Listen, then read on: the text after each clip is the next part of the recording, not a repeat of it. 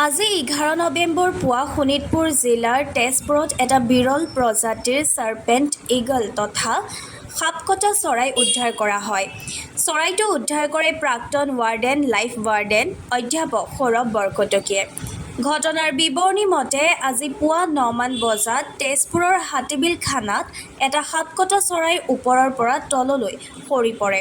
ইয়াৰ পিছত প্ৰত্যক্ষদৰ্শীয়ে অধ্যাপক সৌৰভ বৰকটকীক ফোন কৰি এই বিষয়ে খবৰ দিয়ে।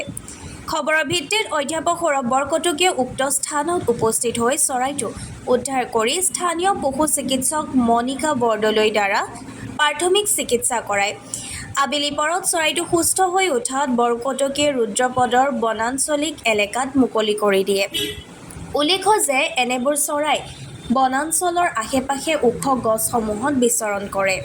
সেয়েহে বৰকটকীয়ে ৰুদ্ৰপদ অঞ্চলত চৰাইটো মুকলি কৰাৰ সিদ্ধান্ত লয়, কিয়নো ৰুদ্ৰপদৰ নিৰিবিলি স্থানৰ কাষতে আছে লাওখোৱা বন্যপ্ৰাণী অভয়াৰণ্য, বুঢ়াচাপৰি অভয়াৰণ্য আদিবোৰ অঞ্চল। বৰকটকীয়ে সংবাদ মাধ্যমক জনোৱা মতে সাধাৰণতে জাৰকালি এনেবোৰ চৰাই বনাঞ্চলৰ পৰা জলাঞ্চললৈ ওলাই আহে। ওলোৱাৰ সময়ত চাৰ্পেণ্ট ইগলে দিক-বিদিক হেৰুৱাই পেলায়। তেনে সময়তে চাৰ্পেণ্ট ইগলক কাউৰীয়েও আক্ৰমণ কৰে। ইয়াৰ ফলত প্ৰায়ে চাৰ্পেণ্ট ইগলবোৰ জনাঞ্চলত পৰি ৰোৱা দেখা যায়। ইয়াৰ বসতিস্থল যিহেতু বনাঞ্চল, সেয়েহে ইয়াক উদ্ধাৰ কৰি বনাঞ্চলিক এলেকাত মুকলি কৰাটো উচিত। বৰকটকীয়ে লগতে কয়, কোনোবাই যদি এই পক্ষীবিধ জনাঞ্চলত দেখা পায় তেতিয়া পলম নকৰি তুৰন্তেই বন বিভাগ, আৰক্ষী বিভাগ বা অভিজ্ঞ উদ্ধাৰকাৰীক খবৰ দিয়ে যেন। উল্লেখযোগ্য যে অসমত এইবিধ ইগল পূৰ্বতেও অসমৰ জনাঞ্চলত বৰ্তমানতকৈও বেছিকৈ দেখা পোৱা গৈছিল, যদিও মূলতঃ ইয়াৰ মূল বাসস্থান বনাঞ্চল। আজিকালি ওখ ওখ গছসমূহ কাটি দিয়াৰ ফলতো জনাঞ্চলত ইয়াক কমকৈ দেখিবলৈ পোৱা হ'ল।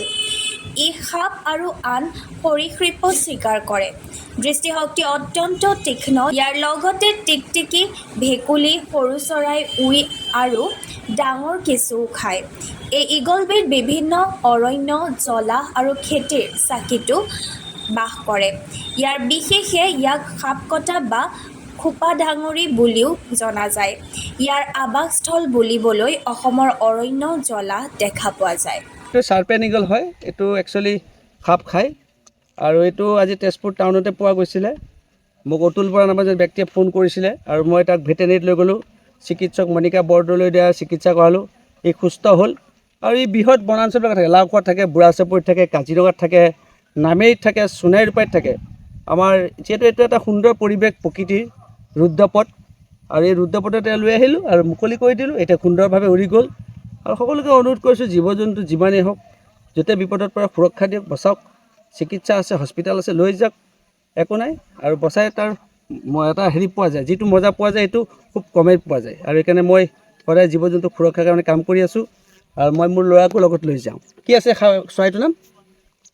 কৈ দিয়া, কি আছিলে? হা? অঁ, সেইটোৱে কোৱা, কৈ দিয়া। কি খায়? সাপ খায়।